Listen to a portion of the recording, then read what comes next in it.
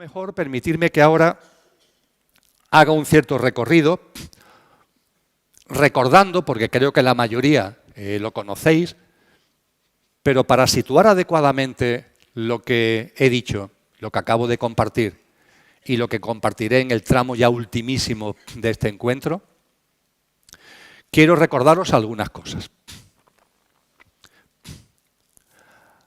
Nuestras almas llevan mucho camino recorrido.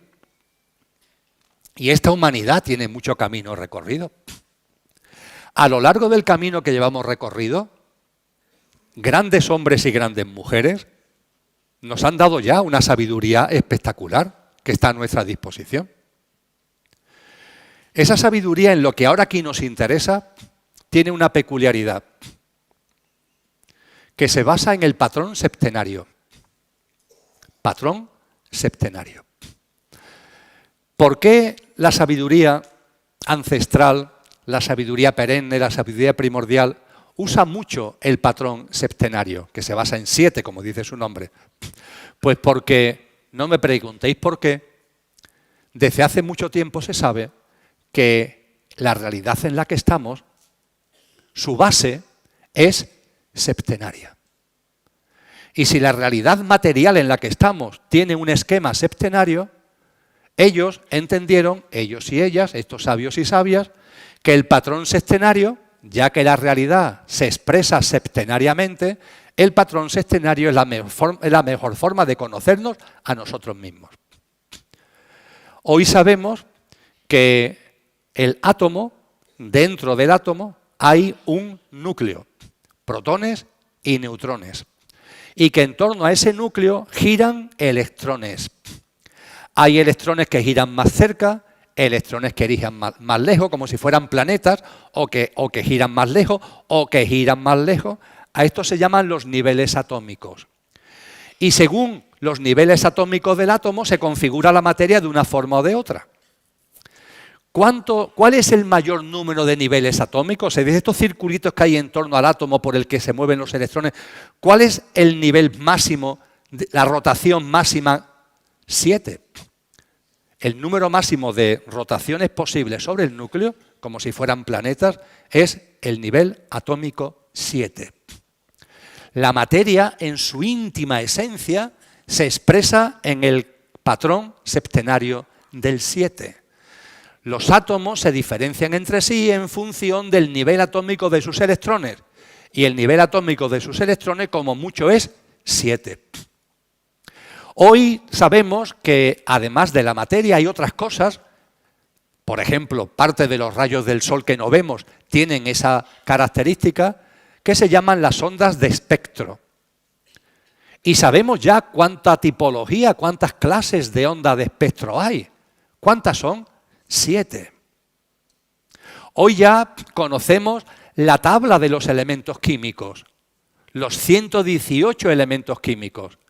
Es la denominada tabla periódica de los elementos. Seguro que hemos oído hablar de ella, ¿verdad? ¿Por qué se llama periódica? Porque los elementos químicos se agrupan en periodos, entre comillas, en grupos, entre comillas. ¿Cuál es la estructura, el patrón básico de la tabla periódica de los elementos? 7. Incluso en la música, el patrón fundamental que se sigue, ¿cuál es? La octava musical. Pero la octava no es octava, es un patrón septenario. Do, re, mi, fa, sol, la, si, do. Sí, pero do estaba aquí ya. Este do ya es el comienzo de la siguiente escala. El patrón septenario, amigos y amigas, está en la realidad en la que vivimos, expresa la realidad en la que vivimos. Por eso, antiguamente, cuando hablaban del conductor y del coche, no podían hablar del conductor y del coche porque no había coches. Pero es que además no se conformarían con dos partes del ser humano, la perecedera y la imperecedera, la apariencia, que es el coche, y la esencia, que es el conductor. Ellos nos dijeron que el ser humano está constituido de 7 componentes, 7 grandes componentes. 4 son del coche y 3 son del conductor. Los que son del coche, nuestro cuerpo vital, energético o etérico, porque tenemos todos vosotros y yo, tenemos un componente energético que está por debajo, por decirlo de alguna forma, del físico. Por eso, precisamente, en la acupuntura las agujas se clavan en la epidermis, sí, pero en sitios muy concretos de la epidermis. ¿En qué sitios? En los que impactan sobre la energía, los campos energéticos que tenemos debajo. Los que habéis acercado al mundo del yoga, se habla de las corrientes de circulación energética que hay en el ser humano. Se llaman nadis. Tienen que ver con los centros energéticos que se llaman chakras. Tenemos una realidad energética. También tenemos una realidad física. También tenemos una realidad emocional y también tenemos una realidad mental. Y además se nos enseña que en nuestro ámbito mental, en vuestro plano mental y en el mío, esto lo hemos hablado aquí ya en distintas ocasiones, hay dos niveles. El plano mental del ser humano tiene dos niveles, el nivel inferior y el nivel superior. El nivel inferior es la parte de vuestra mente que está preparada para ocuparse de lo rutinario. Y el nivel superior es la parte de vuestra mente que está capacitada para abordar los temas trascendentes. Por ejemplo, para estar aquí, a la hora adecuada, el día adecuado, hemos tenido que usar la mente concreta, la mente inferior, que es la que se ocupa de lo rutinario. Ahora, una vez que estamos aquí sentados, nos hayamos dado cuenta o no, estamos usando la mente abstracta. Y ahora dentro de un ratito más todavía, por lo que viene, más todavía. Salimos del modo mente concreta o inferior y pasamos, casi sin darnos cuenta, al modo mente superior o abstracta, que es la capacitada para abordar, para reflexionar, para hacer disquisiciones, etcétera, etcétera, sobre lo trascendente. Y este es el coche, con sus 4 componentes. Se le llama, en esa tradición, el cuaternario inferior. Nuestro cuerpo etérico, nuestro cuerpo físico, nuestro ámbito emocional y nuestro ámbito mental. Y el ámbito mental con 2 niveles, la mente concreta y la mente abstracta. Ahí está. Esto está dicho hace ya mucho tiempo. La ciencia del yoga, por ejemplo, tiene su base en esto. Cuando en la ciencia del yoga hacéis asanas, los que lo hagáis, van dirigidos al cuerpo físico. Si hacéis pranayama, respiración, va dirigido al cuerpo etérico. Si practicáis yama niyama, estáis dirigiendo al mundo emocional. Si hacéis práctica de meditación en sentido amplio, estáis dirigiendo la práctica al mundo mental. Esto está inventado hace mucho tiempo. Es una sabiduría ancestral. Y junto a los componentes 4 del coche, hay 3 componentes del conductor. Hemos dicho el alma y el espíritu, ¿verdad? Y el alma es el vehículo del espíritu. El alma y en el centro, como nos dice San Juan de la Cruz, el espíritu. El alma es como un vehículo que utiliza el espíritu para poder encarnar. Hay tanta realidad, hay tanta divergencia vibracional entre el espíritu de naturaleza divina y la realidad material que para que el conductor pueda encarnar, para que el espíritu pueda encarnar en el coche, necesita como una banda frecuencial de acople. Eso es, ese vehículo es el alma. Es como cuando el ser humano se mete en las profundidades del mar para conocerla, para experimentarla, pero claro, yo como me meto a 1000 metros de profundidad, a 3000 metros de profundidad, utilizo un batiscafo, una sonda que me permita meterme dentro. Vamos a utilizar el término batiscafo, que creo que lo conocemos todo bien. El alma es como el batiscafo que utiliza el espíritu para poder adentrarse, para poder encarnar en las profundidades de la materia. Y se nos habla de que son 3, ¿por qué? Porque nos enseñan que las almas de cada ser humano tiene también una íntima conexión entre ellos. No vamos a entrar ahora en detalles, pero se nos habla de que está el espíritu, el alma individualizada de cada uno, pero una especie también de alma una o de alma universal, que es como una conexión que enraiza y engarza todas las almas. Y se nos habla, por tanto, de una dimensión álmico-espiritual, el alma diferenciada, el alma una y el espíritu, en cuanto a nuestro trinario superior o verdadero yo. Esta es la forma que desde hace mucho tiempo es la más detallada que tenemos a nuestro alcance. Pablo de Tarso, en sus cartas, nos dice: el ser humano es cuerpo, alma y espíritu. Está muy bien, pero no entra en muchos detalles. Fijaros que aquí el cuerpo, que es el coche, se hablan de 4 cosas. Y en el trinario superior incluso se nos advierte que las almas tienen algún tipo de engarce, con lo que se habla también de una especie de alma universal. Si nos vamos a la filosofía griega, los grandes sabios griegos nos dicen lo mismo, nos decían que el ser humano es cuerpo, psique y neuma, lo mismo que nos enseña la tradición cristiana. Si nos vamos a la Advaita o nos vamos a la Cábala, se habla de 4, de 5 o de 6 componentes. Pero las tradiciones más potentes, más antiguas, nos hablan de 7, la constitución sextenaria del ser humano. Que es estupendo, porque yo me miro a mí mismo y yo sé que en mi coche no es todo uno, sino que tengo distintas partes de mí. Sé que tengo un mundo mental que es distinto del mundo físico. Sé que tengo un mundo físico que es distinto del mundo emocional. Esto es importantísimo. Hay gente que lo olvida. Hay gente que se cree que el coche es todo uno. No, el coche tiene sus partes. Hombre, están interrelacionadas, pero cada cosa es cada cosa. De hecho, como tú tengas un sofocón emocional, por las circunstancias de la vida, eso no se puede sanar, eso no se puede armonizar yendo al gimnasio. En el gimnasio puedes hacer cosas con lo físico, lo emocional, por mucho que hagas pesas. Si hay un dolor por el fallecimiento de un ser querido, por mucho que hagas pesas, tu mundo emocional no se va a sintonizar haciendo pesas, pongamos por caso. Y esta información es maravillosa tenerla. Pero lo estoy sacando a colación porque la constitución sextenaria del ser humano también ha hecho que estas tradiciones nos digan cómo evoluciona la humanidad. La humanidad evoluciona también siguiendo un patrón sextenario. Esto es importante para saber dónde estamos ahora y qué es el surgimiento de la nueva humanidad. La humanidad también evoluciona conforme un patrón sextenario. Y fijaros qué maravilla, nos dice que en el cosmos, que puede haber muchas humanidades, o pocas, no lo sé, pero no tenemos por qué ser los únicos, las humanidades, el contenido de las humanidades, la evolución de las humanidades, no ya de la nuestra, sino de la humanidad como tal, de las humanidades como tal, sigue un patrón sextenario. Nos dice que cuando la humanidad surge, también aquí, lo primero es una humanidad donde el conductor encarna en un coche que solo tiene el componente etérico, solo tiene el componente energético. Lo físico, lo emocional y lo mental, mente concreta y mente abstracta, está latente, pero no patente.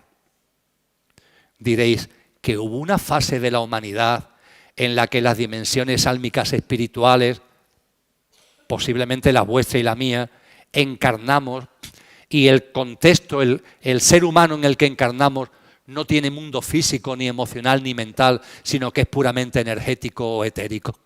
Efectivamente. Eso las tradiciones lo llaman la humanidad polar. La humanidad polar. Fue el primer estadio evolutivo. Tiene sentido, porque como lo energético o etérico es como el sostén de todo, tiene sentido que la primera humanidad, aunque lo físico, lo emocional y lo mental, mente concreta y mente abstracta, estuviera ahí latente, pero no se hubiera hecho patente. Se nos dice que la humanidad polar va evolucionando para dar paso a una nueva humanidad. Conforme se va acercando el momento de dar paso a la nueva humanidad, aparece la semilla del siguiente componente que la nueva humanidad va a hacer real, va a hacer patente. Después del físico, ¿cuál es el siguiente componente? Perdón, después del etérico, energético, ¿cuál es el siguiente componente? Lo físico. Y efectivamente la humanidad polar configura nuestro cuerpo etérico, pone la semilla de lo físico, que estaba latente pero no patente, y es la siguiente humanidad, llamada la hiperbórea, la que hace real el cuerpo físico. Con lo que la humanidad hiperbórea tiene ya hecho patente lo etérico y lo físico. Pero lo emocional y lo mental, mente concreta y mente abstracta, no está hecho real, está latente, pero no patente. La humanidad hiperbórea plasma lo etérico, que ya venía de la polar, y lo físico, y pone la semilla de lo que corresponderá a la siguiente. La lemuriana le llamamos aquí, la humanidad lemuriana. ¿Qué es lo siguiente? Lo emocional, el mundo emocional. Y de eso se encarga la humanidad lemuriana, recoge el legado de lo energético y de lo físico y hace real, hace patente la parte emocional del ser humano. A partir de ahí, esa humanidad lemuriana, esa tercera humanidad, tiene que dar paso a una cuarta. La cuarta, ¿qué es lo que tiene que plasmar? Está lo etérico, está lo físico, está lo emocional. Lo que viene ahora es la mente concreta. La mente en su nivel inferior, la mente concreta. De eso se encarga la cuarta humanidad. Esa cuarta humanidad es la que aquí llamamos la Atlántida. La Atlántida, la cuarta humanidad, hace real la dimensión mental en su nivel inferior, en su nivel mente concreta. Y pone la semilla de lo que corresponderá a la siguiente, a la quinta, que es por cierto en la que estamos actualmente. Tras las humanidades polar, hiperbórea, lemuriana y atlante, ahora estamos en la quinta. Y esta quinta humanidad en la que vuestras almas y yo y la mía estamos encarnados, ha recogido todo el legado de lo etérico o energético, que viene de la polar, de lo físico, que viene de la hiperbórea, de lo emocional, que viene de lo lemuriano, de la mente concreta, que viene de la Atlántida, y la Atlántida nos pasó la semilla de lo que hemos plasmado ya, porque esta humanidad ya lo ha hecho, que es la mente abstracta. A cómo se ha plasmado ya la mente abstracta haré referencia dentro de unos poquitos de minutos. Esto más que memorizarlo, lo estoy planteando para que veáis el patrón. Y para que veáis también lo que viene ahora en el patrón. Si la quinta humanidad ya ha hecho real lo energético, lo físico, lo emocional, la mente concreta, y como ahora compartiremos, ya hemos hecho también realidad la mente abstracta, ¿ahora qué toca? Ahora toca dar paso a una nueva humanidad, que será la sexta, donde ya todo lo que tiene que ver con el coche está hecho. Todo lo que tiene que ver con el coche está hecho. Y ahora llegará el momento en que con el coche absolutamente compuesto, tomemos de verdad el mando del coche. Que el coche no sea dirigido por el coche, sino que sea dirigido por el conductor. Y en concreto desde el alma. La sexta humanidad será una humanidad donde el coche tenga el mando consciente de lo que es nuestra alma, de las cualidades sálmicas, de la naturaleza de nuestra alma. Y se nos dice que esto no será el final, porque el final del proceso evolutivo de la humanidad es cuando llegue la séptima. Volvemos al patrón sextenario. Porque la séptima, la humanidad, ya no es que viva desde el alma, vivirá desde el espíritu. Desde nuestra esencia divina. ¿Hemos escuchado hablar de traer el cielo a la tierra? Eso será la plasmación de traer el cielo a la tierra. En una realidad material viviremos desde nuestra esencia divina. Haremos real lo que, como nadie, ha anunciado Cristo Jesús. Fijaros que Cristo Jesús, cuando le daban nombre, Él nunca aceptó ningún nombre. Lo llamaban de muchas formas y Él hacía oídos sordos. No contestaba, miraba para otro lado o lo negaba. Lo llamaban rey de los judíos. Él no quería saber nada de eso. ¿Cuál fue el apelativo que Él reconoció? El Hijo del Hombre. Yo soy el Hijo del Hombre. Ese apelativo no lo negaba. Yo soy el Hijo del Hombre. ¿Qué es esto del Hijo del Hombre? Cristo nos estaba diciendo que Él estaba viviendo, encarnado hace 2000 años, como vosotros y yo, como la humanidad en su evolución, como fruto, estamos llamados a vivir. Él vivía ya como el fruto, como el hijo del proceso evolutivo humano. Yo estoy viviendo ahora como estáis llamados a vivir en el contexto del proceso evolutivo humano. La séptima humanidad vivirá con los patrones, haciendo suyo por completo todo lo que Cristo Jesús nos mostró. Pero bueno, la sexta humanidad todavía queda un rato, entre comillas. Esto escapa de la línea cronológica, no se puede poner en calendario. Ahora bien, lo que estamos compartiendo es que en estos momentos estamos en una quinta humanidad que ya ha hecho real la mente abstracta y que por tanto le corresponde poner la semilla y prepararse para la nueva humanidad, la sexta, que vivirá desde nuestras características, cualidades y valores álmicos, tomando un mando consciente del coche por primera vez en la historia de la humanidad. Será la primera humanidad, la primera, que ya no vivirá desde el coche, sino que vivirá desde el conductor. Habrá tomado el mando consciente del conductor. Por eso no habrá maldad, por eso no habrá egoísmo, por eso no habrá egocentrismo. Todo eso habrá pasado, nunca mejor dicho, a la historia. Habrá quedado atrás. Porque todas las personas encarnadas en esa nueva humanidad llevarán el mando consciente del coche. Y no serán coches locos, no serán zombies, no serán coches locos. Vivirán desde el mando consciente de lo álmico. Todavía no desde el espíritu, pero ya sí desde las cualidades de nuestra alma. Este recorrido es un recorrido precioso, que es la plasmación de la constitución sextenaria, ya no en el ser humano, sino en la humanidad. Por cierto, os recuerdo, porque alguno veo que lo estáis pensando, que he dicho los nombres de Polar, Hiperbórea, Lemuria, Atlante, y no he dicho el nombre de esta humanidad. Sé que algunos diréis, ¿y esta cómo se llama? Vamos a olvidarnos del nombre de esta humanidad, ¿vale? ¿Por qué? Porque los textos de hace miles de años la llaman Aria. Pero ese término de Aria, en el siglo XX fue sacado de contexto, manipulado, así que la llamamos quinta humanidad y asunto solucionado, ¿vale? Y este proceso es un proceso limpio. Es decir, una humanidad no está llamada a sufrir. Es un proceso limpio, absolutamente limpio, puro. Vamos pasando de fase en fase, células que se van renovando, vamos creciendo. Cada humanidad con sus características, pero en un proceso evolutivo. Y no hay dolor, no hay sufrimiento. Y podemos decir, entonces, ¿aquí qué pasa? Porque aquí sí hay mucho dolor y hay mucho sufrimiento. ¿Qué es lo que pasa aquí? Mirad, nos decían los sabios hace mucho tiempo que en este discurrir evolutivo, que es perfecto, puede ser que haya humanidades en el universo, no lo sé, pero puede ser que haya humanidades que llevan este proceso evolutivo o lo hayan hecho ya de una forma limpia, de una forma natural, repito, sin dolor, sin sufrimiento. Y entonces a nosotros, ¿qué nos pasa?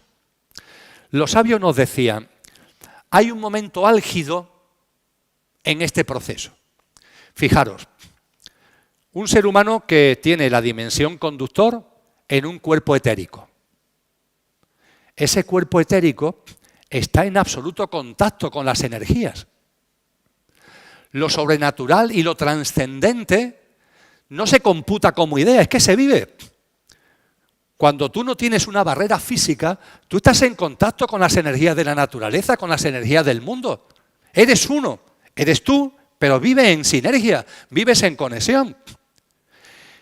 La humanidad polar era espiritual sin que ni siquiera pensara en lo espiritual. Lo era de manera absolutamente natural porque el coche tenía unas características energéticas, no tenía otra cosa, lo demás no existía todavía y no había como barreras.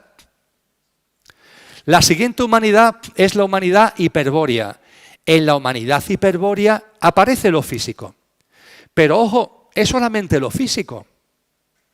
No hay un mundo emocional todavía, no hay un mundo mental todavía. Si reflexionáis al respecto, lo que nos va separando, por así decirlo, que va haciendo una barrera en nuestra evolución, o lo que puede hacer de barrera, ¿qué es? El momento en el que corremos el riesgo de alejarnos, y eso tiene que ver con la mente. Por eso se habla en el Génesis del árbol del conocimiento del bien y del mal, porque es un momento álgido. La humanidad hiperbórea tenía un cuerpo físico, pero no tenía unos razonamientos, vivía de una forma natural en contacto con la naturaleza. La humanidad lemuriana tenía mundo emocional, pero vivía desde ese mundo emocional igualmente muy en sintonía con la naturaleza. Se nos dice en los textos antiguos que manejaban los idiomas de las aves, tenían una conexión astral, quizás sea la palabra más adecuada, en su relación con el mundo. ¿Dónde llega el punto álgido? Cuando aparece la mente. Porque la mente es un instrumento muy valioso, pero ojo, te separa. La mente hace que empieces a tener autoconsciencia de yo, absoluta. Evidentemente, en las humanidades anteriores había seres humanos, pero no había esta percepción tan marcada del yo que aparece con la mente. Eso es un fruto de la evolución. El yo es un fruto de la evolución, pero ojo, también puede convertirse en un obstáculo. Cuando aparece la mente concreta, que es en la Atlántida, la mente concreta, su surgimiento debe ir unida a que rápidamente se ponga la semilla de lo que corresponde a la siguiente humanidad, que es la mente abstracta. Una mente concreta, que es puramente la de todos los días, la ordinaria, la rutinaria, que no tenga inmediatamente el acompañamiento de una mente abstracta que a través de la lógica, del razonamiento, de la disquisición, te ayude a comprender lo sobrenatural, lo divino, la sabiduría que se nos ha dado.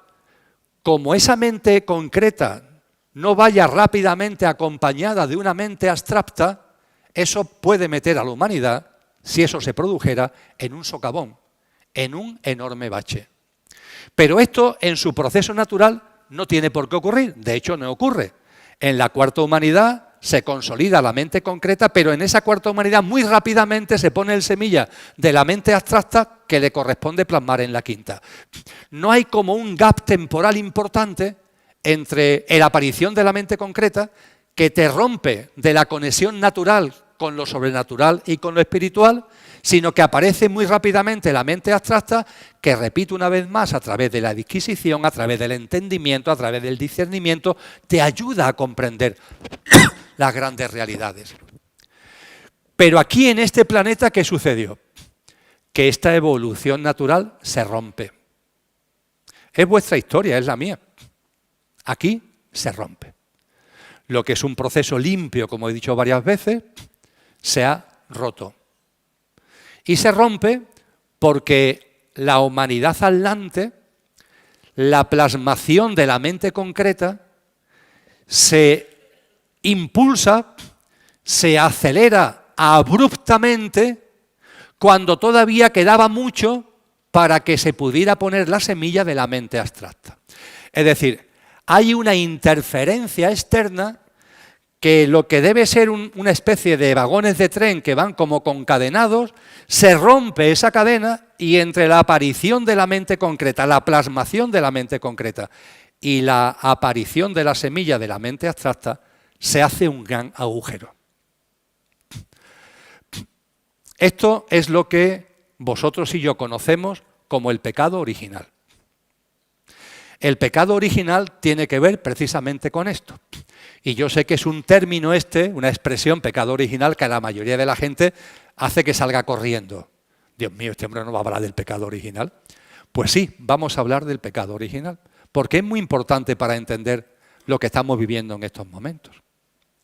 ¿Qué es eso del pecado original? Mirad, en el cosmos hay muchas formas de vida. Pero no solamente hay muchas formas de vida físicas, hay dimensiones espirituales. Los ángeles existen. Los arcángeles existen. Si seguimos utilizando la terminología cristiana, los principados, las virtudes, las potestades, los tronos, los querubines, los serafines, existen. Estos son nombres que nos hemos puesto nosotros. Pero hay otras dimensiones en el universo, de mayor frecuencia vibracional, que son habitadas por seres cuya constitución tiene que ver con esa frecuencia vibracional. En el mundo de los ángeles son coche y conductor, igual que vosotros y que yo. Ahora bien, el coche de los ángeles es muy sutil. Y desde luego está bajo el mando del conductor. La frecuencia vibracional ayuda a ello.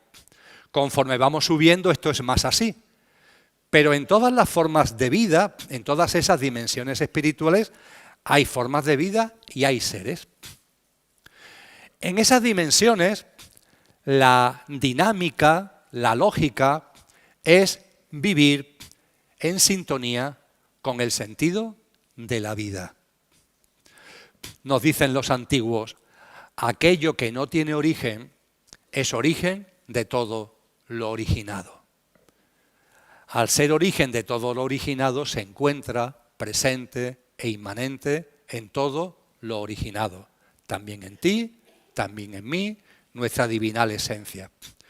Pero como aquello que no tiene origen es origen de todo lo originado tiene un mismo impulso, tiene un mismo principio primordial que lo impulsa.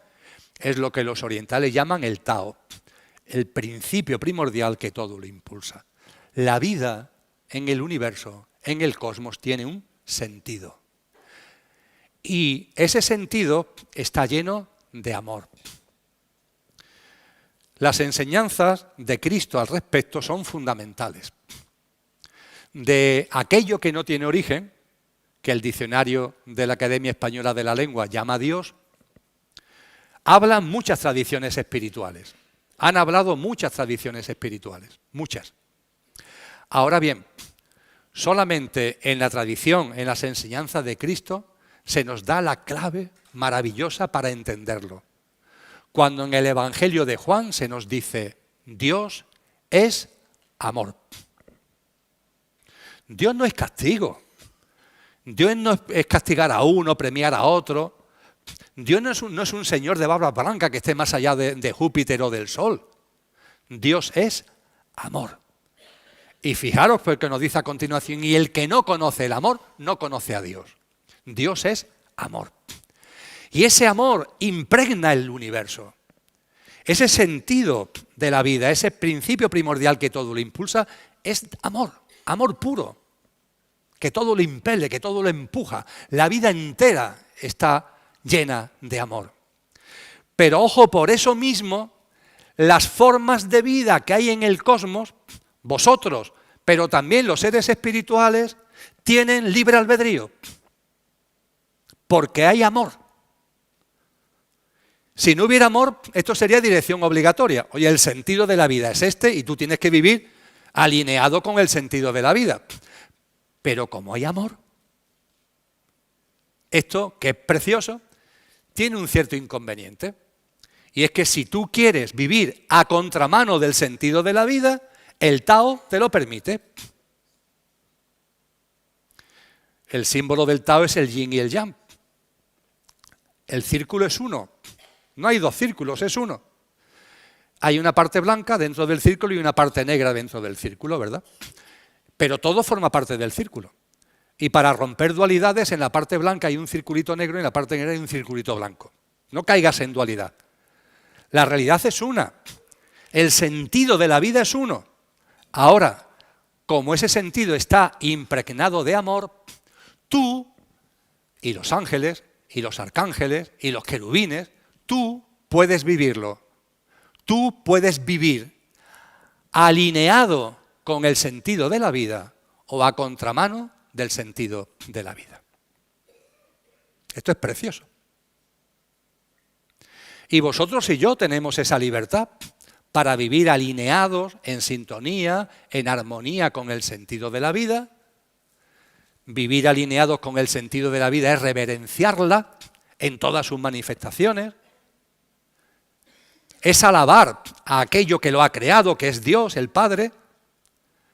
Vivir alineado con el sentido de la vida es vivir en consistencia con la que la vida es, respetándola, haciéndola nuestra, cuidándola, cuidando a todas las formas de vida porque todos formamos parte de la misma vida. Pero ojo, podemos vivir a contramano de la vida. Y vivir a contramano de la vida, ¿qué es lo que significa? Pues que lo importante no es la vida, eres tú. ¿Y ese tú qué es? El coche. Porque el conductor no puede olvidarse de lo que es. El conductor es álmico espiritual. El conductor tiene la divinal esencia. Es imposible que la divinal esencia sea parte del sentido de la vida. Cuando hay un apartamiento del sentido de la vida, significa que estás viviendo en modo coche. Cuando a Galileo Galilei la Inquisición le mete mano porque decía que la Tierra no es el centro del universo. Se desdijo y lo pusieron en libertad. Ah, perdón, me he equivocado. Claro que sí, la Tierra es el centro del universo y todo lo demás se mueve en torno a la Tierra. Él sabía que no, lo había dicho, la Tierra se mueve en torno al Sol, la Tierra se mueve en el espacio, la Tierra no está quieta y es el centro del universo. Hombre, pero como lo iban a matar en tortura, el hombre dijo, me he equivocado. Tenéis razón, señores inquisidores, me he equivocado. La Tierra no se mueve. Se dice que cuando ya pasaron muchos años y estaba en el lecho de muerte y se iba a morir de enfermedad, ya de mayor, y ya por tanto no lo podían matar porque se iba a morir, dijo aquello famoso de Epur si mueve, y sin embargo se mueve. Claro que se mueve, ¿no? ¿Cómo no se va a mover la Tierra? La Tierra no es el centro del universo. Estoy diciendo esto y veo en vosotros y en vosotras muchas sonrisas. La Tierra es el centro del universo. Qué locura, ¿verdad? Bueno, pues hoy nadie, que yo sepa, nadie sostiene que la Tierra sea el centro del universo. Ahora, personas que piensan que ellas sí son el centro del universo, así. Así. La Tierra no, pero yo sí, ¿eh? Yo sí. Yo sí. Yo y los míos sí, ¿eh? Sí, nos reímos, pero esto es una gran verdad. Esta es una forma metafórica de decir muy bien lo que es vivir a contramano de la vida. Tú no estás al servicio de la vida, sino al servicio de una entelequia que has creado ahí, en tu obsesión por ti mismo, por tu parte perecedera para colmo, que llamas tu yo, que es tu coche. Esto en inglés tiene una expresión preciosa. Me, myself and I. Yo y yo. Y ya os digo, en el colmo de generosidad, yo y los míos. Eso es vivir a contramano del sentido de la vida. Y a contramano del sentido de la vida no solamente se puede vivir en una dimensión como esta, sino en cualquier punto del universo. Y diréis, ¿cómo es posible que los seres espirituales se puedan poner a contramano de la vida? ¿Cómo es eso posible? ¿Es posible que un ángel, es posible que seres celestiales, entre comillas, se pongan en su libre albedrío en contra del sentido de la vida? Pues las tradiciones espirituales, todas nos dicen que sí. Todas nos dicen que hay seres espirituales, son espirituales porque su cuerpo su forma es espiritual, que se han puesto a contramano de la vida. ¿Y cómo un ser espiritual se puede poner a contramano de la vida si no tiene una densidad física, emocional? Por la última frontera de la espiritualidad, que aquí, en distinta escala, podemos percibir. ¿Cuál es la última frontera de la espiritualidad? La soberbia, el orgullo, el engreimiento. A lo largo de la historia de la humanidad, y ahora eso lo tenemos delante, porque personas que evolucionan espiritualmente llegan a esa última frontera y sucumben. Se lo creen, se creen que son no sé qué, y se ponen por encima. Yo aquí no estoy por encima porque esté por encima, estoy por encima para que me veáis, no hay otro motivo. Yo estoy con vosotros ahí abajo, faltaría más. Yo no me pongo arriba. Hay personas que en el ámbito espiritual van creyéndoselo y creyéndoselo y creyéndoselo, y ese engreimiento lo aparta de lo espiritual. Siempre ha habido casos, y lo hay en la actualidad. Gente que empieza ya a mirar a los demás por encima del hombro, es que yo soy el maestro, es que yo soy la maestra, no te acerques a mí, no me vayas a contaminar, me tienes que tratar con un respeto, llámame, no me llames por mi nombre, me tienes que dar este tratamiento porque yo soy no sé qué. Ojo con esto, porque en nuestra pequeña escala es la manifestación de que la espiritualidad, vamos avanzando en ella y hay una última barrera, una última frontera que es la soberbia. Y en esas dimensiones espirituales, la mayor soberbia a la que un ser espiritual puede aspirar es creerse Dios. Hay un sabio sufi, al que hago mucha referencia, que nos dice: Dios es yo.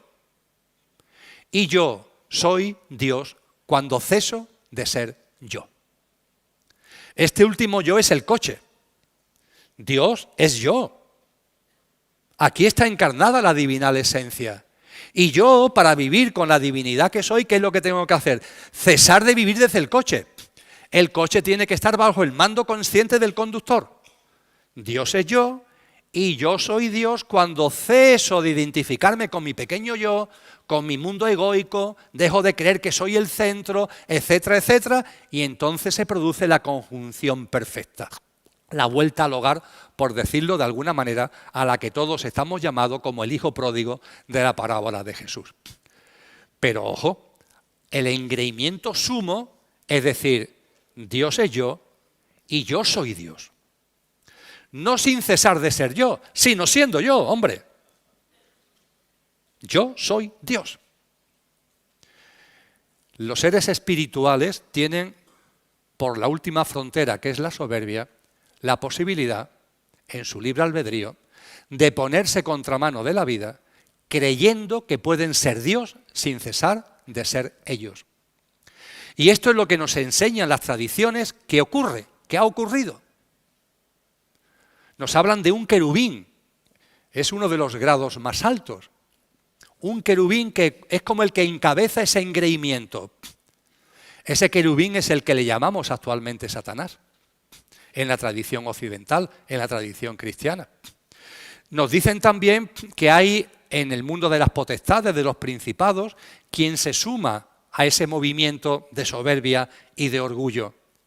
En particular, se nos habla de Lucifer y de Ahriman, principado y potestad.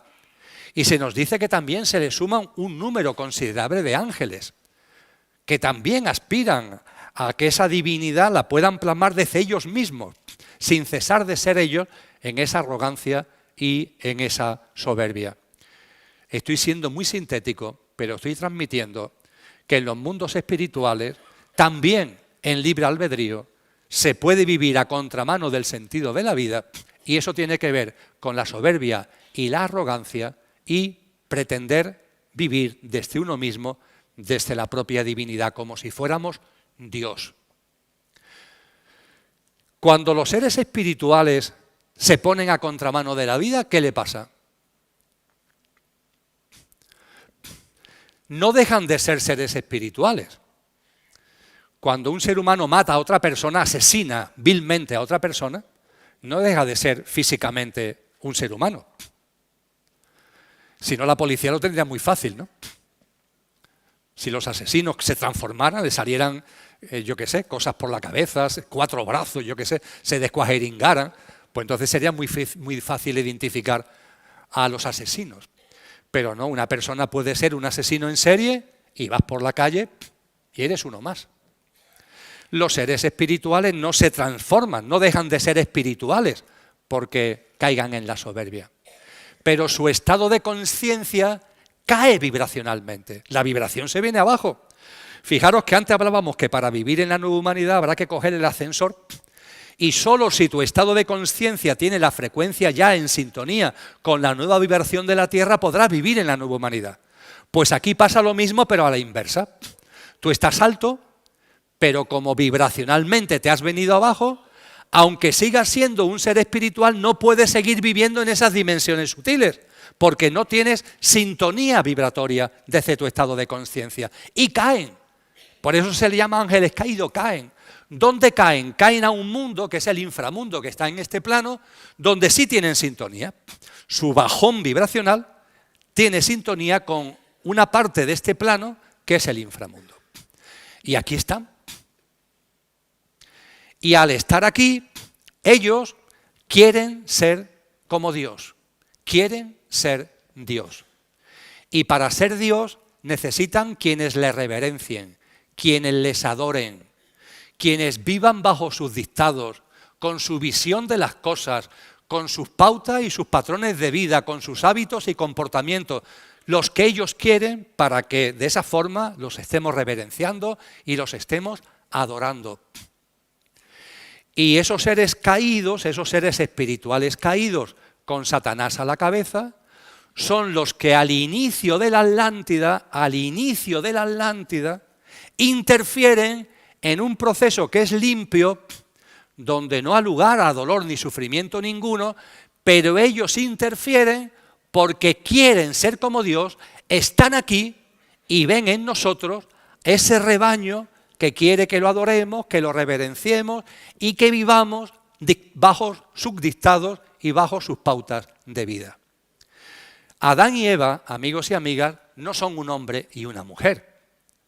Lo adámico es una fase de la Atlántida. La humanidad adámica es la primera generación atlante. No era el momento todavía de que la mente concreta se hiciera realidad. Tendría que esperar un poco todavía en el proceso evolutivo atlante.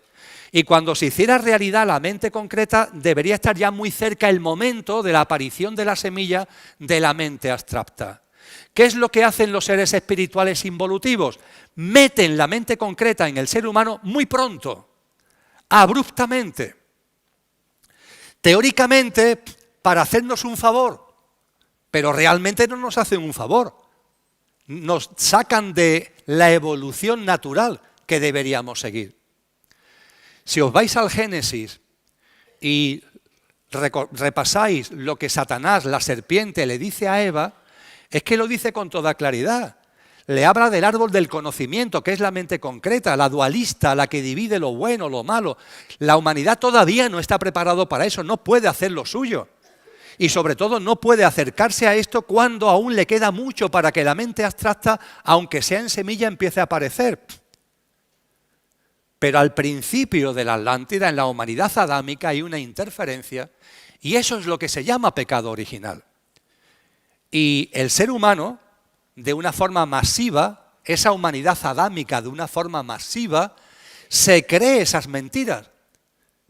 Le dice el libro del Génesis Satanás a la mujer, le dice a Eva, Dios no quiere que comas de ese árbol, porque si comes de ese árbol, serás como Dios.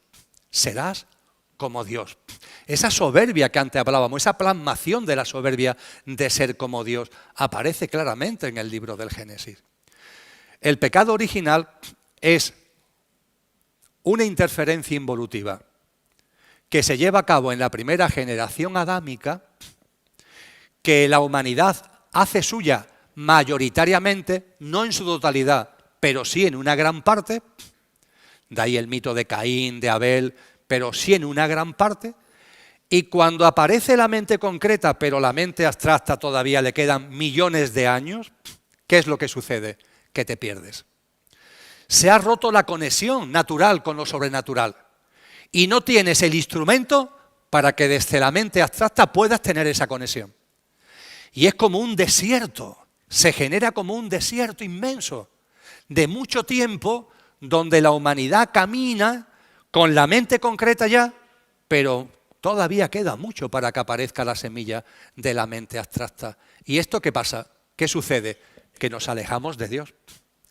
El término pecado significa precisamente eso. Ese término pecado tiene un origen que es griego clásico. Y literalmente significa tirar una flecha y que la flecha, en lugar de darle en la diana, se aleja.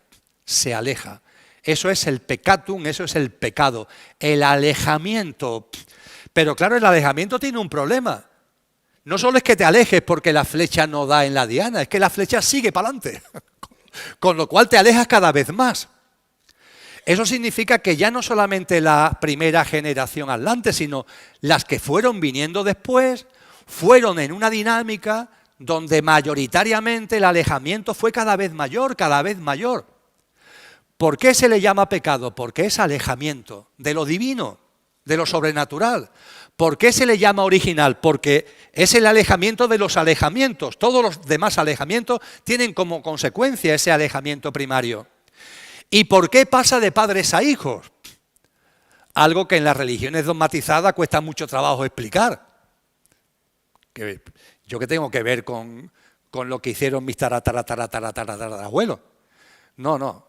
Es que eso de padres a hijos es una metáfora porque se te está diciendo que tú, desde lo que realmente eres, te has alejado, has participado de ese alejamiento.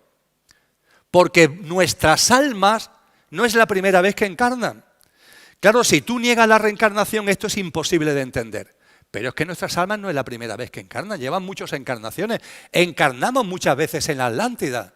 Y vuestra alma y la mía hemos participado de ese pecado original. Nos hemos alejado de la divinidad.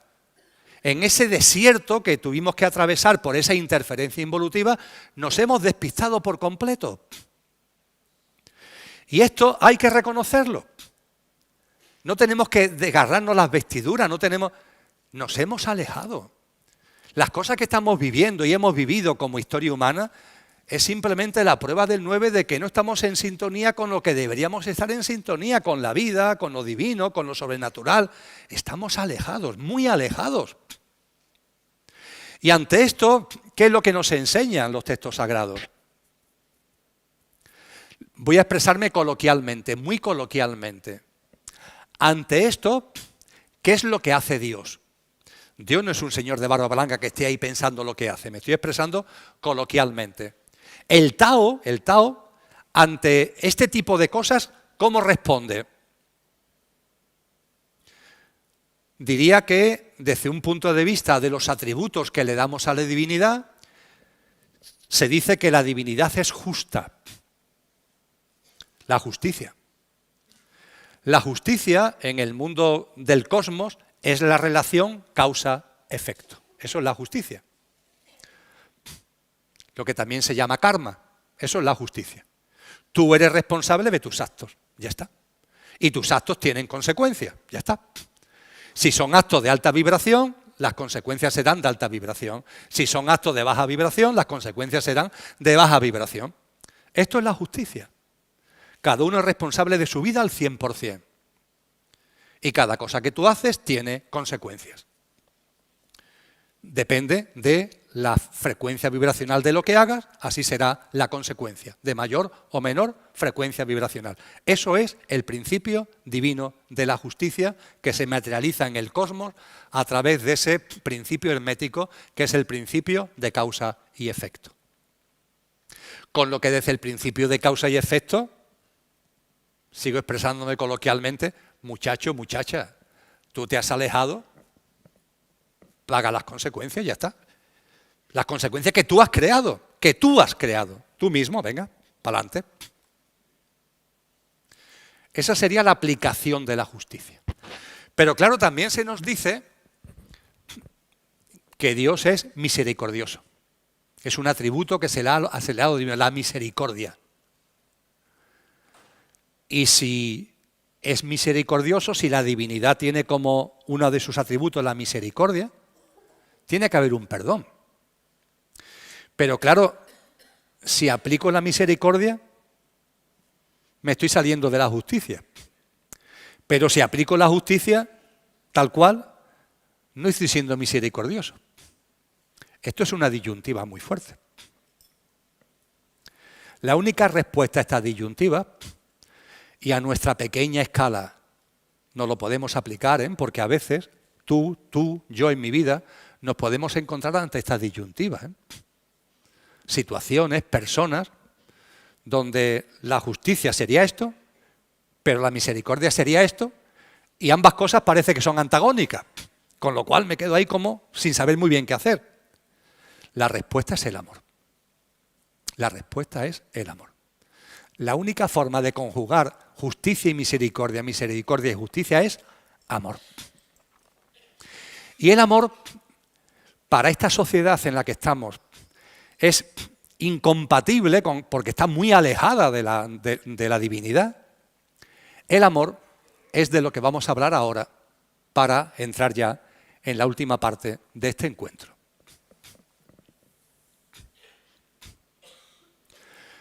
Con el pecado original, ¿qué es lo que se pierde?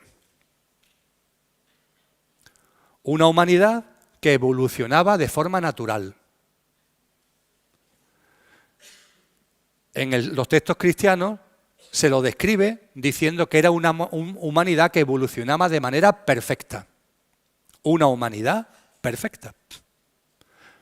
Paso a paso, constitución sextenaria, patrón sextenario, una evolución. Se pierde un ser humano perfecto. A partir de ahí, para aplicar la misericordia y la justicia desde el amor, hace falta un acto de amor para que haya una vida perfecta que se ofrece como rescate de la vida perfecta que se ha perdido. La palabra rescate la conocemos todos, ¿no? Hay un secuestro y se pide un rescate. El valor del rescate tiene que ir en consonancia con el valor de lo que se ha secuestrado y se va a devolver. Cuenta la historia que en las controversias de las cruzadas los musulmanes atraparon al rey de Francia, San Luis, rey de Francia. Y el musulmán, el Saladino creo que se llamaba, pidió un rescate inmenso, claro, porque era el rey de Francia. Tanto es así que el Estado francés, la corona francesa, no tenía dinero suficiente y el Temple, los templarios, pagaron el rescate inmenso del rey de Francia. ¿Por qué era inmenso el rescate? Porque lo que había que rescatar tenía mucho valor. Lo entendemos, ¿verdad? Aquí, amigos y amigas, estamos hablando de un escenario donde hay que rescatar lo que se ha perdido. Y lo que se ha perdido es una vida perfecta. Lo que se pierde con el pecado original es una vida perfecta. Y para ello se tiene que dar como rescate una vida perfecta. Esa es la conjunción de la misericordia y de la justicia en clave de amor. ¿Y de dónde diantre sale aquí que nos hemos alejado de una vida perfecta? ¿Dónde hay alguien que pueda ofrecer su vida siendo claro y evidente que es una vida perfecta y que se ofrece por amor claramente, sin necesidad ninguna per se, sino puramente por amor? ¿De dónde se saca eso? Se nos dice, en todas las tradiciones, que aquello que no tiene origen origina todo lo originado a través de su vibración. En astrofísica se le llama la fluctuación del vacío que da origen a la inflación cósmica, que es el preámbulo del Big Bang. En las tradiciones orientales se habla de la emanación, de la vibración, que desde lo divino es una fuerza creadora que es lo que permite que aquello que no tiene origen origine todo lo originado. En la tradición cristiana se le llama verbo. Y se dice en el Evangelio de Juan, al principio fue el verbo. Y el verbo era Dios y el verbo estaba con Dios. Es su propia vibración, es la vibración de aquello que no tiene origen. También lo podemos llamar la vibración pura y primigenia. El nombre es lo de menos. Es la propia vibración de aquello que no tiene origen y que origina todo lo originado a través de esa vibración. Esto no se puede entender, lo que voy a decir ahora, si no nos vamos a las tradiciones más antiguas. Por ejemplo, en el hinduismo.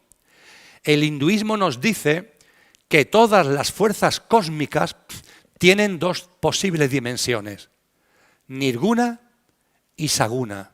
Saguna y Nirguna. ¿Qué significa eso de Saguna y de Nirguna? Las fuerzas cósmicas son impersonales, Nirguna.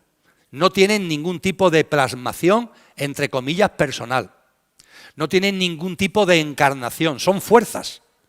Y no digamos ya el verbo de donde todo sale, la fluctuación que todo lo origina. Eso es una fuerza impersonal. En término hinduista, nirguna. Pero se nos dice en el hinduismo que todo lo que es nirguna puede tener una plasmación saguna. Es decir, que esas fuerzas tienen la capacidad de hacerse reales, de plasmarse personalmente. Esto es lo que se nos dice en el Evangelio de Juan, si seguís un poquito más adelante, porque se nos dice al principio, como decía hace un momento, al principio fue el verbo. Y el verbo era Dios. Y el verbo estaba en Dios. Pero si seguimos leyendo un poquito, ¿qué nos dice? Y el verbo se hizo carne y habitó entre nosotros. El principio es nirguna. El verbo al principio fue el verbo era Dios, el verbo estaba con Dios. Eso es la dimensión nirguna del verbo.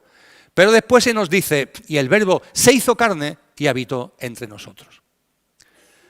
Esto significa, amigos y amigas, que aunque estemos muy alejados, deberíamos abrir nuestra mente abstracta para entender que por amor, el verbo, la emanación pura y primigenia de la divinidad, fuerza inconmensurable que impulsa todo el cosmos, tiene la deferencia en clave de amor con nosotros de encarnar en este plano, de encarnar en la humanidad para ofrecer su vida perfecta como rescate por la vida perfecta que nosotros hemos perdido.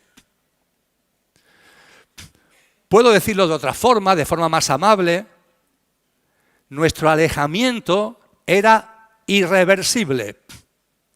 Nos habíamos alejado tanto que este precioso plano, esta humanidad iba a terminar y en la nueva humanidad, porque iba a llegar la nueva humanidad por los ciclos, no iba a haber absolutamente nadie. Las almas se habían alejado. No al principio, sino al principio y después, durante muchísimo tiempo. Un alejamiento tremendo, en el que tenemos que reconocer que seguimos. Todo este tipo de cosas nos cuesta mucho trabajo entenderlo. Hay algo en nuestro interior, a lo mejor, que nos está diciendo sí. Pero cuando uno se aleja mucho, mucho, mucho, se hace muy cuesta arriba. Y es espectacular. No me creéis a mí. Atender a estos textos sagrados. Es impresionante que, entre comillas, el Hijo de Dios, porque en la terminología cristiana Dios es el Padre, y la vibración del Padre es el Hijo de Dios. Es espectacular que esa fuerza, que es, entre comillas, el Hijo de Dios, se haga un ser humano, encarne en el plano humano. ¿Con qué objetivo? De llevar a cabo una vida perfecta. Y dar esa vida perfecta como rescate de la que hemos perdido nosotros, para que las puertas del ascensor se abran, que estaban cerradas, y podamos entrar en el ascensor.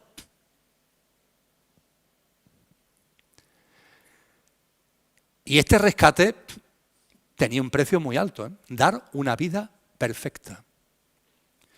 No me extraña que cuando Jesús de Nazaret, una enorme alma, la más esplendorosa que ha encarnado jamás en la historia de la humanidad, está en condiciones de recibir esa fuerza crística, de que esa fuerza crística se encarne en él.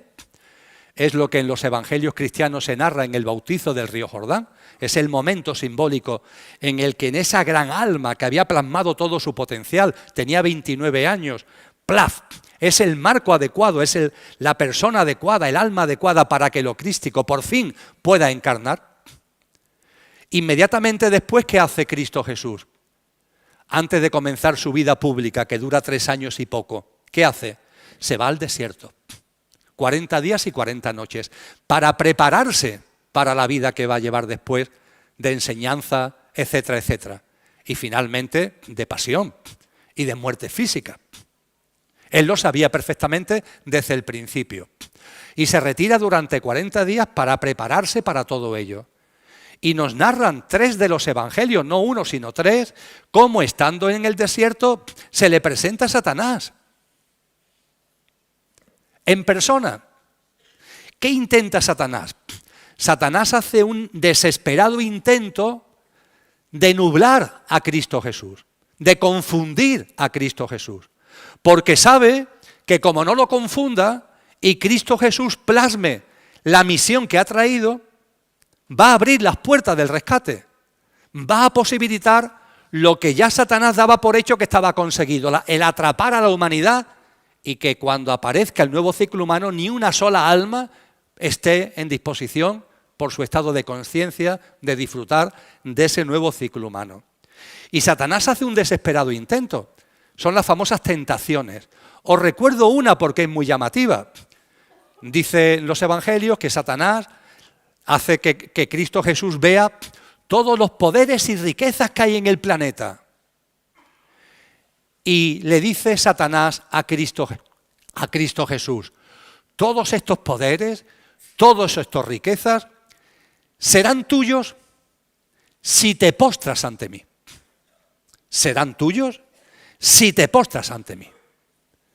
Su afán de ser como Dios, si te postras ante mí, todos estos poderes y riquezas serán tuyos.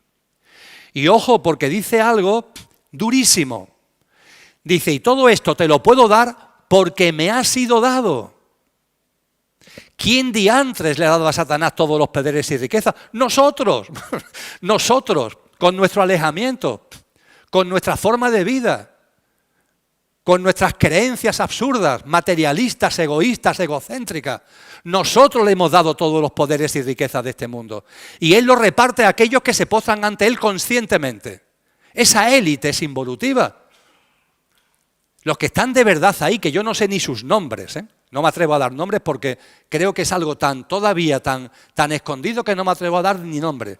Esas personas que están ahí de verdad manejando el sistema socioeconómico posiblemente no sean nombres que conozcamos todavía. Y están postrados ante Satanás, reverenciándolo conscientemente, lo adoran, hacen prácticas satánicas. Algunas noticias que a veces salen de temas de sacrificio de niños, no sé qué, posiblemente tengan que ver con este tipo de prácticas satánicas. Los baños de sangre, todo lo que es lo más nauseabundo y de menor dimensión, de menor frecuencia vibracional. Estos que se han postrado ante Satanás. Y Satanás le puede ofrecer a Cristo lo que le ofrece porque se lo hemos dado, no lo olvidemos nunca, es que se lo hemos dado. Quizás sea el momento de quitárselo. Pero para eso tenemos que empoderarnos, como decía al principio. Para eso tenemos que poner en valor lo que somos. No llenarnos de miedo. ¡Ah, qué miedo! Miedo ninguno, tenemos la divinal esencia. Ya está bien de víctima, ya está bien de derrotismo. Vamos a poner en valor lo que realmente somos. Y Cristo Jesús, por supuesto, no cae en la confusión de Satanás. Y Cristo Jesús sigue su vida. Una vida que tenía que terminar de dos formas. Primero, siendo perfecta.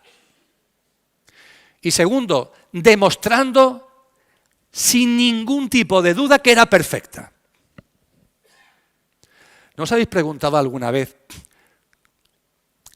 cuando en Semana Santa o algunos continuamente recordamos la pasión de Cristo? Lo retrata muy bien, pero moderadamente, porque fue todavía mucho más doloroso, la pasión de Cristo de la película de Mel Gibson, dirigida por Mel Gibson. Se acerca. No llega, porque las imágenes de lo que hicieron con Cristo, la forma que tuvieron de torturarlo, tener en cuenta que es una persona ejemplar. Es el amor mismo. No hace otra cosa que el bien en sus obras, en sus pensamientos, en sus enseñanzas. Y sin embargo, se le calumnia, se le injuria, se le castiga, se le detiene. Y se le quiere matar en tortura, crucificado. Y cuando el Sanedrín lleva a Pilatos a Jesús, Pilato se da cuenta y además la mujer tiene un sueño, nos dicen los evangelios, pero por favor, si esta persona es un santo, ¿cómo tú vas a permitir que lo crucifiquen? Y Pilato no quiere crucificarlo y aplica el derecho romano y lo castiga a un martirio tremendo de flagelación, de latigazos. Unos látigos con puntas de hierro que como mínimamente no se llega a la realidad en la película La Pasión de Cristo, cuando se le termina de dar los latigazos a Cristo Jesús, está en carne viva. La piel ha desaparecido, está en carne viva. La piel está hecha jirones. Y ya Pilato cree que con esto ya los judíos se van a quedar tranquilos. Y se lo enseña. Y los otros dicen que no, que hay que crucificarlo. Y Pilato se incumple el derecho romano porque ya ha juzgado a Cristo Jesús, ya lo ha castigado, no lo puede volver a juzgar. Y lo vuelve a juzgar bajo el apretón del Sanedrín judío por la insistencia y lo condena a ser crucificado. ¿Os imagináis lo que es hacer kilómetros con una cruz de madera cuando tu cuerpo está en carne viva? Amén, de todo el dolor que estás teniendo. ¿Os imagináis lo que es ser clavado en un madero? ¿Os imagináis cuando estás clavado al madero? Hay una tendencia del cuerpo a irse hacia abajo, pero te asfixias. Y como te asfixias, te intentas levantar para no asfixiarte, es instinto de conservación. Pero al levantarte, tu piel, que está hecha jirones, roza con la madera. Con lo cual, el sufrimiento es tremendo. Y esto es un proceso de horas. Cuando esto se pone de manifiesto, fue una crítica que le hicieron a la película de Mel Gibson, pero ¿cuánta sangre? ¿A cuenta de qué tanta sangre? ¿A cuenta de qué tanta sangre? Es que Cristo tenía que poner de manifiesto que era una vida perfecta. No valía decir, sí, claro, él es muy bueno hasta que le aprietan. A Galileo Galilei le enseñaron el potro de tortura y el tío dijo, mira, me he equivocado. No, Cristo tiene que aguantar. Y tiene que aguantar lo indecible para demostrar que no va a dar un paso atrás, que va a mantenerse en esa perfección, hagan lo que hagan con él. Tenía que poner de manifiesto que es una vida perfecta. Y cuando por fin expira en la cruz, cuando por fin su cuerpo físico muere, todo está cumplido. Se ha entregado una vida perfecta por ti y por mí. Esta es la realidad de Cristo y la realidad del cristianismo. Cristo no es un maestro más, como la New Age y otra gente intentan hacernos creer. Cristo es algo único. Es la fuerza cósmica más inmensa que por amor se hace carne para entregar una vida perfecta a cambio de la perfección que nosotros, es verdad que confundidos y nublados, pero finalmente por libre albedrío hicimos nuestro con el pecado original. Y a partir de ese momento todo está cumplido y el rescate está pagado. Es por lo que tenemos el ascensor abierto, si no, no estaría el ascensor abierto. Es un motivo más para que no perdamos esta oportunidad. Lo que ha habido que entregar para que esta puerta esté abierta. Y el cristianismo no es una religión. Es un evento único en la historia de la humanidad. Marca un antes y un después en la historia de la humanidad. No creáis a los que hablan del cristianismo como una religión. No creáis a los que hablan de Cristo como un maestro. Es un evento único. Fruto del amor. De un amor que es la única forma de conciliar justicia y misericordia. Y que ha abierto las puertas del rescate. Y ciertamente, amigos y amigas, y vamos ya concluyendo, para que eso fuera posible, hizo falta que muchas almas grandes, que no se habían alejado, que se habían mantenido ahí, no eran muchas, pero habían evolucionado mucho, también se pusieran a disposición.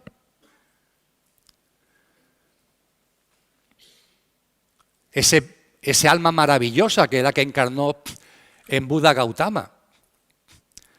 Esas almas maravillosas que encarnaron en Parménides, en Pitágoras, en Sócrates, en Laoset, en Zoroastro. Un conjunto de almas que entre el siglo VI y el siglo I-II antes de Cristo encarnan para preparar el terreno. Están preparando el terreno, están configurando las condiciones de conciencia. Gracias a ello la mente abstracta se abre en la humanidad. Es lo que en filosofía se llama la era axial, el momento en el que estos grandes personajes traen algo nuevo a la conciencia humana. La mente abstracta que se abre. Esas personas que nos enseñan a utilizar la disquisición, la reflexión, la lógica, el discernimiento para acercarnos a lo sobrenatural. Esto que estamos hablando aquí no sería posible si no fuera gracias a ellos. Y ellos desarrollan lo que podemos denominar estas grandes almas que preceden a Jesús, desarrollan el plan cósmico. Quedaros con esta denominación, el plan cósmico. Y cuando el plan cósmico está hecho, es el momento en el que lo crístico llega a este planeta, lo hace en la mayor alma que había encarnado jamás, fruto de un proceso evolutivo en este plano, que había llegado a una grandeza impresionante, el alma de Jesús de Nazaret, y ya con el terreno preparado, encarna en Jesús de Nazaret. Y Jesús se transforma en Cristo Jesús, de Jesús a Cristo. Y lo que hemos compartido acerca de la encarnación de Cristo, de la encarnación del Verbo, lo que son sus enseñanzas y lo que es el rescate, es el plan de salvación. Y el plan cósmico va de la mano del plan de salvación y es el preámbulo del plan de salvación. El ejemplo que pongo para que lo entendáis es un grado universitario. En mis tiempos se llamaba una licenciatura universitaria. Ahora ya le cambiaron el nombre y se llama grado. En mi época, cuando yo estudié economía, la licenciatura eran 5 años, ahora son 4. Da igual que sean 5 o 4 para el ejemplo que voy a poner. Mirad, yo durante muchos años, 31, he sido profesor universitario, dando clases de economía política, fundamentalmente en la Facultad de Derecho de la Universidad de Sevilla, en una asignatura que se daba en segundo, llamada Economía Política y Financiera. Y he impartido docencia durante 31 años. Me encantaba, siempre me ha gustado, hasta que ya llegó el momento de dejar esa vida a un lado. Y me gustaba especialmente darle clase de economía a los abogados. Esta sensación maravillosa que pintas la curva de demanda en la pizarra y se te desmayan. Como vienen de letras, entre comillas, ¿cómo enseño economía sin curvas, Dios mío? ¿Cómo enseño economía sin funciones matemáticas? Pues sí, se puede enseñar economía sin curvas y sin funciones matemáticas. Es cuestión de ir adaptando las cosas. Ahí aprendí mucho acerca de comunicación y de cómo metodológicamente plantear cosas que pueden parecer muy difíciles, pero que se pueden plantear de una forma más fácil. Pues bien, cuando yo estaba en el departamento universitario, ese departamento de teoría económica y economía política tenía un director de departamento. Podríamos decir que era el gran catedrático, ¿no? Ya está, una persona que se había ganado ese puesto por su currículum, su experiencia, el director del departamento. Todos los años nos reuníamos para repartirnos las asignaturas. El departamento daba economía en ciencias económicas y empresariales, sección económica, sección empresariales, en graduado social, en arquitectura, en ciencias del trabajo, en la facultad de Derecho. Es decir, el mismo departamento daba asignaturas de economía en muchas facultades distintas. Y nos repartíamos las asignaturas por orden siempre de jerarquía. Yo, que ya tenía unos cuantos años, yo siempre me pedía Derecho. Además, no tenía normalmente nadie que se enfadara. Pues este que se quede con Derecho, que debe estar medio loco. Tú vete con los abogados. El catedrático que se reservaba para él, se reservaba la Facultad de Economía. Yo no voy a dar clase a los arquitectos. La Facultad de Economía, porque es donde más se puede y mejor se puede enseñar economía. Y en el curso más elevado, si hay 5 años, como fue en mis tiempos, el catedrático daba clase de teoría económica y economía en 5º curso. Cuando comenzaban las clases, el catedrático repetía lo que los profesores habían enseñado en 1º, 2º, 3º o 4º. No, daba por hecho que si estás en 5º, todo esto ya lo sabes. Esto es muy importante para entender las enseñanzas de Cristo. Cristo, salvando las distancias, es como el catedrático number 1 que da clases en el último curso. Pero ojo, da por sabido lo que han enseñado los profesores anteriores. Es decir, Cristo, que lo que enseña en el último curso es el plan de salvación, da por hecho que sabemos el plan cósmico que han enseñado todos los profesores anteriores, las grandes almas que han enseñado anteriormente. Por eso Cristo no repite lo que ya está enseñado. Cuando Cristo dice, nadie sabe ni el día ni la hora, Evangelio de Mateo 24, como decía antes, no tiene que explicarlo. ¿Por qué? Porque está explicado. Lo explicaron los grandes sabios griegos. Una cosa es kairos y otra cosa es cronos. Cronos es el tiempo material, pero los tiempos espirituales no saben de cronómetro ni de calendario. Son tiempos que van de otra forma distinta, son flexibles, se aceleran o se desaceleran. ¿Y cuándo vamos a llegar a la catarata? No lo puedes poner en tiempo cronológico porque es imposible. Jesús lo dice, pero no tiene que explicarlo. La reencarnación Es que Cristo no habla de la reencarnación, es que la reencarnación está súper explicada ya. Ha habido ya muchos profesores que nos han hablado de la reencarnación durante los cursos anteriores. Ahora bien, él lo pone de manifiesto. A mí me gusta recordar ese milagro, va Jesús con sus discípulos y se encuentran con una persona que es ciega. Pero ojo, ciega de nacimiento, de nacimiento. No por enfermedad, no por accidente, de nacimiento. Y los discípulos le preguntan, maestro, ¿esta persona por qué es ciega? ¿Es por su culpa? ¿Cómo que por su culpa? Si es de nacimiento, ¿de qué culpa estamos hablando? Está hablando de karma.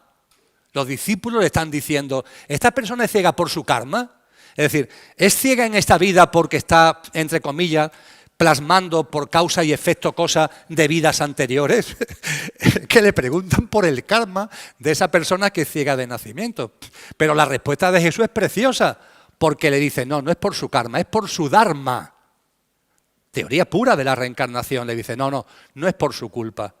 Él ha elegido nacer así para dar testimonio de la divinidad. Propósito de vida, dharma. Él ha elegido ese contexto de haber nacido así para que de esa forma no se distraiga, no se entretenga como suele pasar y a ver si con este formato, es capaz de sacar todo el jugo a lo que verdaderamente es. Es un diálogo impecable. Están hablando de karma, de dharma. Lo explican, es que no tienen que explicarlo, es que ya está explicado en los cursos anteriores. A los amigos y amigas, desde el mayor cariño que estudian teología cristiana, no es posible, no hay una teología cristiana. Es un imposible. La teología cristiana tiene que incardinarse con el plan cósmico. Y por cierto, el plan cósmico no tiene posibilidad de entenderse si no es con su complemento del catedrático número 1 en el último curso, que es el plan de salvación. Si no, el plan cósmico se te queda cojo. Va todo de la mano. Es una preparación del terreno álmico, es algo maravilloso y todo para que las puertas del rescate estén abiertas para ti y para mí. Una vida perfecta, que tuvo que demostrar fehacientemente que por mucho que lo torturaran, por mucho que lo martirizaran, por mucho que le hicieran todo tipo de atrocidades, no iba a dar marcha atrás. Una vida perfecta. Porque se trataba de pagar el rescate por la vida perfecta que nosotros desde el pecado original y cada vez más hemos ido perdiendo. Pues bien, amigos y amigas, aquí estamos. Nadie sabe ni el día ni la hora, pero hay una fragancia de que el ascensor tiene las puertas abiertas y quizás no le quede mucho para subir. Y estamos todos invitados. Ahora bien, la invitación tenemos que ganárnoslas cada uno. Nada de lo que tiene que ver con este mundo está invitado. Nada. Por favor, tenedlo muy en cuenta, nada. Ni el egoísmo, ni el egocentrismo, ni el materialismo, ni el economicismo, ni el antropocentrismo, ni el especismo, ni todos los ismos, ni la deshumanización, ni la desnaturalización. Nada de eso está invitado. Nada de eso puede entrar en el ascensor, nada. Tú sí estás invitado. Yo también estoy invitado. Todos estamos invitados. Pero se trata de que esa invitación la hagamos real. Y amigos y amigas, tenemos que nacer de nuevo. Es el mensaje más importante que nos da Cristo.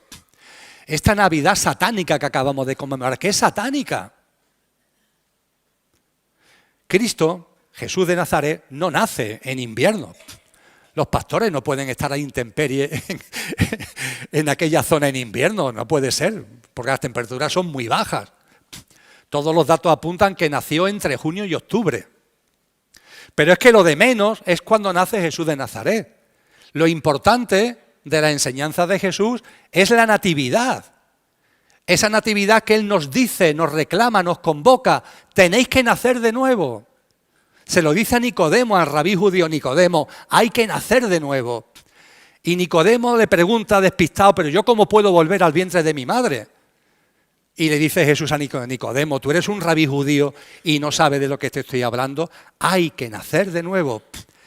Tenemos que nacer de nuevo del agua y del Espíritu. Nacer de nuevo del agua y del Espíritu tiene una dimensión individual, la tuya y la mía. Ya está bien, hombre.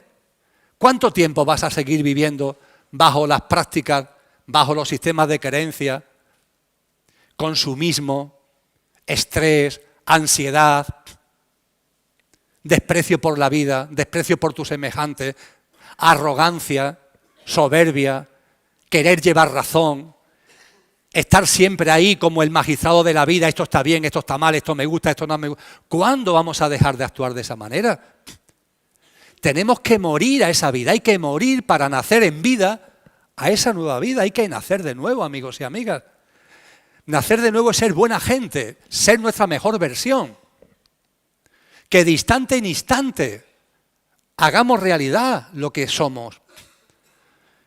Platón, en su diálogo con Sócrates en la República, al final nos recuerda: almas pasajeras, que es lo que tú eres, lo que yo soy, almas pasajeras, vais a volver a encarnar. Y la virtud estará a vuestro alcance. Que la hagáis vuestra o la despreciéis depende solo de vosotros, porque Dios es inocente. Dios es inocente, la virtud está a nuestro alcance. Vamos a hacerla nuestra de una vez. Tengo la sensación que a lo mejor estoy hablando de esto con personas que ya no tengo que hablaros de esto. Pero bueno, también esto es un vídeo que van a ver mucha gente que lo mismo, modestamente, sí le puede venir bien este llamamiento a nacer de nuevo. Si no nacemos de nuevo, somos zombies, ya está. Gente que se cree que vive, pero no vive, sobrevive. Estas personas que toda su obsesión es vivir más años. Hombre, vamos a ver, yo no quiero desencarnar ya. Oye, pero tampoco estoy obsesionado por estar aquí 200 años. Este privilegio que tenemos de encarnar y de desencarnar es magnífico. Es la forma de que nuestra alma evolucione más. Sería un poco pesado ser Emilio durante muchos siglos. Hoy soy Emilio, desencarno y ahora voy a ser una chica, rubia, ojos azules, nórdica. Es una broma. Es decir, las reencarnaciones te van dando, cambia de época, cambia de familia, cambia de geografía, cambia de cultura, te van dando un juego que el alma va eligiendo para facilitar nuestra evolución. Pues no, claro, el que está muerto en vida, el zombi, aferrado al coche, quiere estar en el coche el mayor tiempo posible porque como cree que no hay nada más, todo el tiempo que está en el coche le parece poco. Son zombies, que además buscan entretenerse y distraerse para olvidar la mentira existencial en la que viven. Una auténtica mentira, una vida despreciable en todos los sentidos. Una vida que no es capaz de darse cuenta que esto es un infierno, porque el alejamiento de este mundo lo ha convertido en un infierno. Como dice muy bien el gran sabio chileno Gastón Sublet, pero ¿cómo no os dais cuenta de que esto es un infierno? ¿Es que os parece normal que no se puedan beber el agua de los ríos y de los arroyos? Y la gente lo considera normal. Nadie da gritos de desesperación que no podemos beber el agua, que el río Ebro no podemos beber el agua del Ebro. Y nos parece normal. Pues es una atrocidad. Que el aire esté contaminado, que la vida sea un permanente culto a la velocidad, una competencia continua entre nosotros, una desnaturalización con relación a las otras formas de vida, etcétera, etcétera, etcétera. Esto no parece normal, no es normal, es frecuente, frecuentísimo, pero absolutamente anormal. Tenemos que nacer de nuevo, amigos y amigas, ser buenas personas, intentarlo de momento en momento, porque es la forma de ir avanzando, de instante en instante. Tenemos una voz interior que nos dice cuándo y no somos una buena persona. Eso nadie lo puede negar, lo llevamos dentro. Vamos a intentar responder, ser coherentes con esa voz. Y por supuesto, amigos y amigas, nacer de nuevo también significa no solo lo individual, es darnos cuenta que este mundo no es el nuestro. Durante muchas encarnaciones lo ha sido. Ahora ya no, ya nos hemos dado cuenta. Esto no es nuestro. Lo que late en mi corazón y en mi alma y en la vuestra no es este mundo ya no es el nuestro. Cristo también lo dice muy bien, poco antes de expirar, he vencido al mundo. Nacer de nuevo también significa vencer al mundo. Las prioridades del mundo no pueden ser las nuestras. Tenemos que darle la vuelta al calcetín. ¿Tanto trabajo cuesta vivir en coherencia con lo que somos? Me gustaría terminar en ese sentido con dos frases. De dos paisanos míos, por cierto, ya voy a arrimar el asco a mi sardina. Una es de un paisano en sentido estricto, porque fue sevillano como yo. Murió en el destierro y enterrado sigue en el destierro. Me estoy refiriendo a Antonio Machado. Antonio Machado, una persona humilde, de una inteligencia inmensa, de una ternura elevadísima, hablando de sí mismo con la sencillez y la honradez que lo caracterizaba, en uno de sus poemas llamado Autorretrato, dice: soy una buena persona en el buen sentido de la palabra. Eso es el ascensor. Ser buenas personas en el buen sentido de la palabra. Eso es el ascensor. Es la dimensión individual del nacer de nuevo. Ser buenas personas en el buen sentido de la palabra. Y con relación al mundo, la dimensión colectiva, acudo a otro paisano mío, en este caso paisano por andaluz, porque nació en un pueblo de Málaga, pero es paisano mío por andaluz.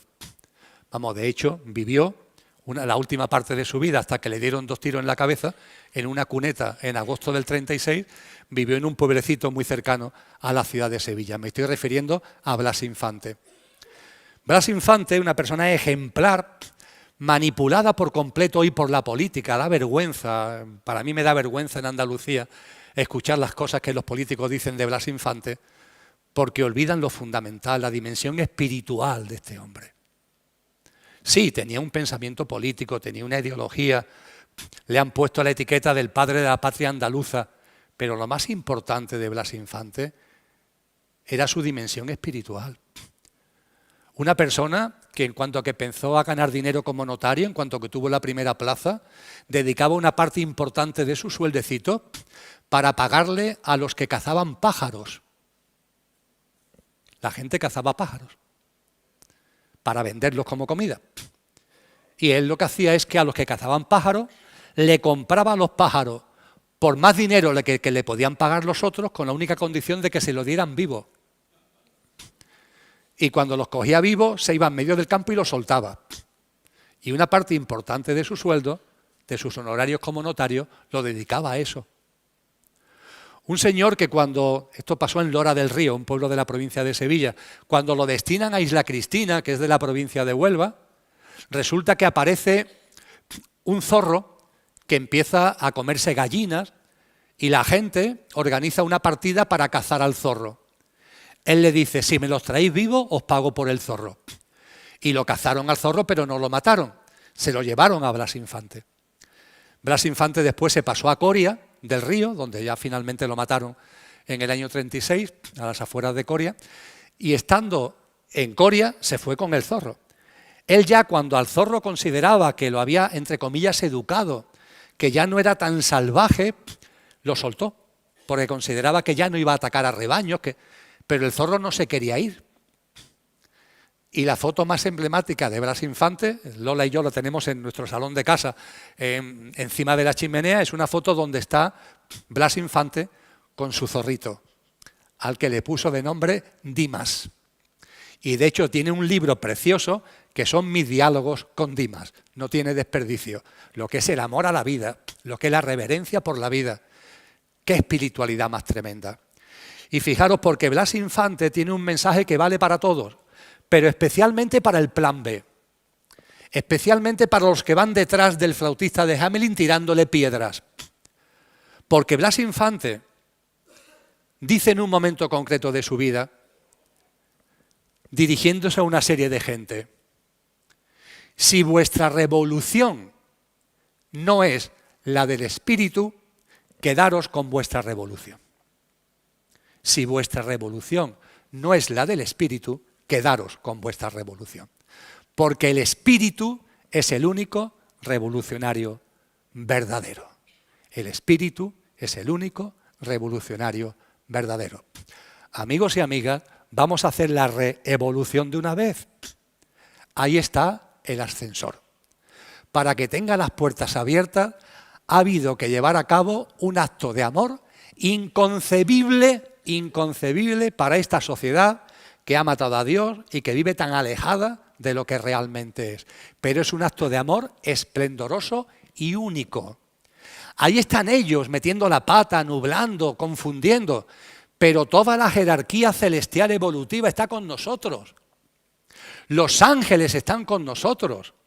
Tú y yo y tú tenemos un ángel que nos guarda. Encomendaros a él, a hablar con él, pedirle apoyo a él. Por favor, no caigáis en el egocentrismo. No es tu ángel de la guarda. Olvídate de eso, por favor. Es un ángel que te guarda, que es muy distinto. No es tu ángel de la guarda. Hasta en esto somos egocéntricos. Es un ángel que te guarda. Por cierto, te guarda a ti y a más gente, ¿eh? No eres el único. Cada ángel se basta para muchos de nosotros. Pero todos tenemos un ángel que nos guarda. Tenemos con nosotros viva un alma permanentemente en contacto y en conexión, que es el alma que por su evolución espiritual, por su inocencia absoluta, estuvo en condiciones de encarnar a Jesús de Nazaret. Me estoy refiriendo a María. Sin pecado concebida. ¿Qué es esto de pecado sin pecado concebida? Es un alma que no vivió el pecado original. Que María sea sin pecado concebido no significa que sus padres, Ana y Joaquín creo que se llamaban, no tuvieran relaciones sexuales. No, es que el alma, ella, era un alma sin pecado concebida, porque no había encarnado, es un grupito de almas, no fueron muchas, que encarnaron en la humanidad polar y no habían vuelto a encarnar. Y vuelve a encarnar con una pureza. Esa pureza que nos transmite si nos acercamos de verdad a la figura de María. No cuando la dogmatizamos, sino la de verdad. Esa figura de María que está aquí, apareciéndose continuamente. En las apariciones marianas hay de todo. Las hay, vamos a llamarlas así, que son falsas, pero las hay verdaderas. Verbigracia, Garabandal para mí es una aparición absolutamente verdadera, por mucho que el Vaticano ahora la haya puesto en solfa. Y María se está apareciendo hace mucho tiempo. Y María se está apareciendo para hacernos llegar de que estamos llegando a este momento en donde el horizonte del inicio de la nueva humanidad está ahí. Y María está a nuestra disposición como madre, que siendo madre de Cristo, también es madre nuestra, acudir a María. Yo no digo que recéis el rosario, hablar con ella, pedirle protección, pedirle apoyo. Pero por favor, no para que os toque la lotería espiritual. Si alguno tiene duda de que tiene él, tú, yo, tenemos fuerza más que suficiente por nuestra divinal esencia para vivir lo que van a ser estos años y lo que vendrá después, cuando el nuevo orden mundial sea una realidad, cuando el triunfo de la bestia sea una realidad, que no tengamos miedo, que lo vivamos con confianza, con alegría, con compasión.